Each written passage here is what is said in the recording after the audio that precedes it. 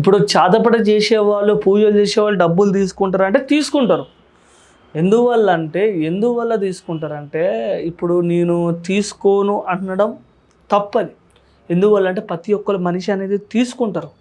ఎందువల్లంటే తీసుకోకుండా ఉచితంగా చేయడానికి ఎవరు అసలుకి చాతపడి చేయడానికి ఎన్ని ఉంటే వస్తువులు కొనుక్కునే ఉంటాయి, దాన్ని పూజలు చేసే ఉంటే మరి వాడు బతకకూడదా? చేసినోడు తినద్దా?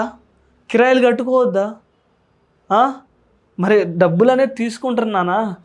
డబ్బులు తీసుకోకుండా ఈ కాలంలో ఎవరు చేస్తున్నారు? కానీ అందరూ డబ్బులు తీసుకుంటూ ఉంటారు.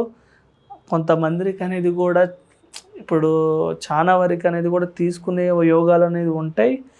ఎందువల్లంటే పని అయిపోతుంది అని నమ్మకం ఉంటేనే మీరు ఇవ్వండి. ఇది కూడా బాగా గుర్తుపెట్టుకోండి.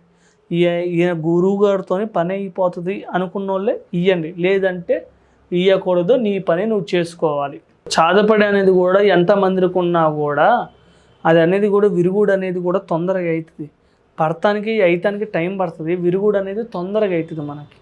దాంట్లో ఇబ్బంది పడాల్సిన అవసరం లేదు. అన్నీ అయిపోతే టెన్షన్ పడకండి. ఇప్పుడు నా ఇంట్రడక్షన్ ఏదైనా కంటిన్యూ ఇట్లా ఇప్పుడు ఇదంతా చెప్పిందిగా నేను. ఇప్పుడు అయిపోయింది ఆల్మోస్ట్.